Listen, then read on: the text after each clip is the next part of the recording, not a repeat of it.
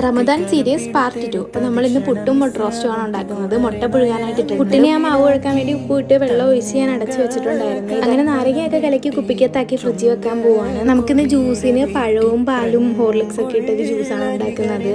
അങ്ങനെ ജ്യൂസൊക്കെ അടിച്ച് ഫ്രിഡ്ജിൽ വെച്ച് ഇനി നമുക്ക് പുട്ടുണ്ടാക്കാനായിട്ട് മാവൊക്കെ കുഴച്ച് വെച്ചത് സെറ്റായിട്ട് കിട്ടും. ഞങ്ങൾ മറ്റേ ചിരട്ടപ്പുട്ടാണ് ഉണ്ടാക്കുന്നത്. കുക്കറിനകത്ത് വെള്ളം തിളച്ച് കഴിഞ്ഞപ്പോഴത്തേക്ക് പുട്ട് പാത്രത്തിനകത്താക്കി വെച്ചിട്ടുണ്ടായിരുന്നു. അന്നത്തേക്ക് മുട്ടയൊക്കെ വെന്ത് ഞാൻ പൊളിച്ച് വെച്ചിട്ടുണ്ടായിരുന്നു. ഇനി മുട്ട റോസ്റ്റിനുള്ള സാധനങ്ങൾ ആക്കാം. മുട്ട റോസ്റ്റിന് ഞാൻ സവാളയും തക്കാളിയും ഇഞ്ചി വെളുത്തുള്ളി പേസ്റ്റ് മാത്രമേ ഇടും. അങ്ങനെ അതവിടുന്ന് വാടുന്ന സമയത്ത് നമുക്ക് പുട്ടെല്ലാം ആയിട്ടുണ്ടായിരുന്നു. നമുക്കിന്ന് നോമ്പ് തുറക്കാനായിട്ട് അമ്മും കൂടെ ഉണ്ട്. അമ്മു ഡ്യൂട്ടി കഴിഞ്ഞിട്ട് നേരെ ഇങ്ങോട്ട് വരാമെന്ന് പറഞ്ഞു. അപ്പോൾ ഞാൻ അമ്മൂനെയും കൂടെ കരുതി ഫുഡ് ഉണ്ടാക്കിയിട്ടുണ്ടായിരുന്നു. അങ്ങനെ സവാളയൊക്കെ വാടി വന്നപ്പോഴത്തേക്ക് ഞാൻ അതിനകത്തോട്ട് പൊടികളൊക്കെ ഇട്ട് കൊടുക്കുന്നുണ്ട്. മഞ്ഞൾപ്പൊടി, മുളക് പൊടി, ചിക്കൻ മസാല, ഉപ്പ്, കുരുമുളക് പൊടിയും മല്ലിപ്പൊടിയും കൂടെ ഇട്ട് ഞാൻ കുറച്ച് ഇളക്കി കൊടുത്തിട്ടുണ്ടായിരുന്നു. മസാലയൊക്കെ ഒന്ന് മൂത്ത് വന്നപ്പോഴത്തേക്കും കുറച്ച് വെള്ളവും കൂടെ ഒഴിച്ചിട്ട് തിളക്കാൻ വേണ്ടി വെച്ചായിരുന്നു. എന്നിട്ട് ഞാൻ വേവിച്ച് വെച്ച മുട്ട രണ്ടായിട്ട് മുറിച്ചിട്ടാണ് ഇടുന്നത്. കാരണം എനിക്ക് മസാല ഇങ്ങനെ പിടിച്ചിരിക്കണം അതിനകത്ത്. അങ്ങനെ ഫുഡെല്ലാം ഉണ്ടാക്കി കഴിഞ്ഞ് നമുക്ക് സ്നാക്സ് ഉണ്ടാക്കാം. ഇന്നത്തെ പോലെ തന്നെ ബോക്സ് ഷവർമ ആണ് ഉണ്ടാക്കുന്നത്. അമ്മൂനിപ്പോൾ ജോലി കിട്ടിയതുകൊണ്ട് അമ്മു രാവിലെ ഡ്യൂട്ടിക്ക് പോകുന്ന സമയത്ത് ഹെനാനെ കൊണ്ട് ഇവിടെ ആക്കും. ഇല്ലാന്നുണ്ടെങ്കിൽ പൊന്നുവിൻ്റെ വീട്ടിലാക്കും. അപ്പോൾ ഹെന ഉള്ളതുകൊണ്ട് ഇച്ചുവിനെ വലിയ അലമ്പൊന്നും ഇല്ലാതെ അവിടെ കളിച്ചുകൊണ്ട് ഇപ്പോണ്ട് രണ്ടുപേരും കൂടെ.